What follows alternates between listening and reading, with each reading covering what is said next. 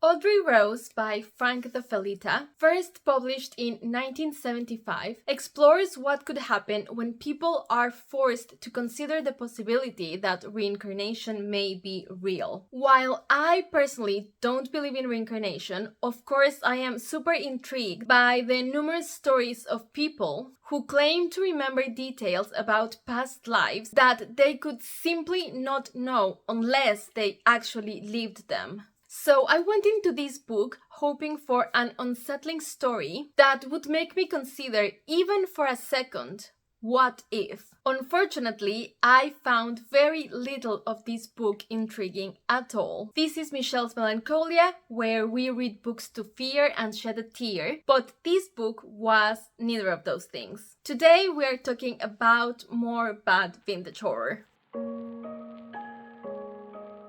The basic premise of this story is quite simple. Bill and Janice Templeton are a happy couple that slowly but surely start to realize that there is a man stalking them. And more specifically, he is stalking their 10-year-old daughter, Ivy. And then one day, this man, whose name is Colin Hoover? No, Elliot Hoover, finally approaches them with this story about his daughter, whose name was Audrey Rose, who about 10 years ago died in this very tragic car accident, and he tells them that he is convinced that their daughter Ivy is his daughter's reincarnation. Okay, so to review this book properly, I think first I need to explain what it is and what it is not.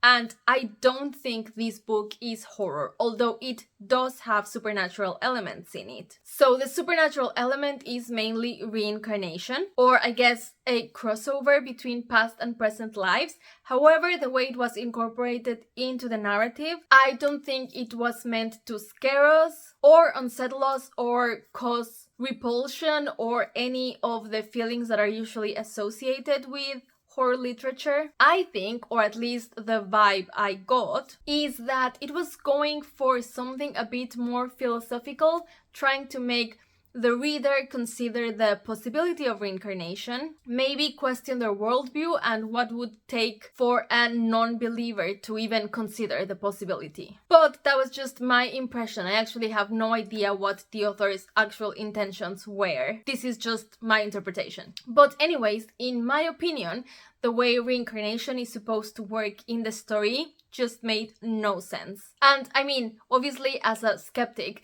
I don't know if there is a way that reincarnation could make sense for me, but what I mean is that in the story, the conflict felt very forced. Yeah, I guess if reincarnation was real, people would just go on to their next life and live a new life and that's it. But of course, in the story, it's not so simple. And in the process of reincarnation, I guess something has gone wrong. So I guess right from the beginning, when this man explains what the issue is, I was just not sold on the idea. I just thought it was a bad idea for a story. I'm sorry. Anyways, what the story actually is more of like a family/courtroom drama. So yes, at some point the conflict between the parents and Mr. Hoover leads to a trial. And actually these were my favorite parts of the book. I just really enjoy reading about the process of presenting evidence and calling the witnesses and doing the cross-examination. And I love stories where the supernatural occurrence actually makes their way into the court and the lawyers have to present like rational evidence that will convince the jury that the supernatural thing actually happened, or at least convince them that the parties involved really believed that it was happening. And even though they played a relatively minor part in the story, I really enjoyed the lawyer characters, especially the one defending Mr. Hoover. I thought he was the most fleshed out character, the most interesting character, which is not necessarily a compliment to the rest of the book. So I said this is a family/courtroom drama. The family aspect is quite obvious and I already spoken about the courtroom aspect. So now let's talk about the drama. And oh boy, is there a lot of drama in this story. Like, I love drama, but this was too much. First, in the way the book is written. The author kept doing this kind of foreshadowing, hinting that bad things would happen, but actually he was not hinting at all because it was very obvious. So, for example, something would happen and then literally a line would be, and in that moment, Mrs. Templeton knew that something horrible would happen. And I was like, well, do you really need to announce it? And then the other thing that was super dramatic is the way some of the characters reacted to what was happening. Yeah, I mean, some of the things that happen in the book, I see how they could be disconcerting, confusing, okay, maybe scary, but the reactions were so over the top. There was so much screaming, crying, throwing up, breaking all the furniture, sobbing in the church, rolling through the snow. Honestly, calm down. It was just really obnoxious because it felt like the author wasn't confident enough that his story was unsettling, so he had to overcompensate by anticipating that something bad would happen and then just making the reaction so exaggerated. And I think all of the things that I've mentioned so far lead to what I believe was the true weakness of the book. So I think maybe the author's intention was for the reader to pick a side, either as a skeptic with the parents, Mr. and Mrs. Templeton, or as a believer with Mr. Hoover. But honestly, all of these characters were so unlikable and annoying and frankly stupid that I just felt no sympathy for any of them, so I just couldn't take any of their arguments seriously. On one side we have this couple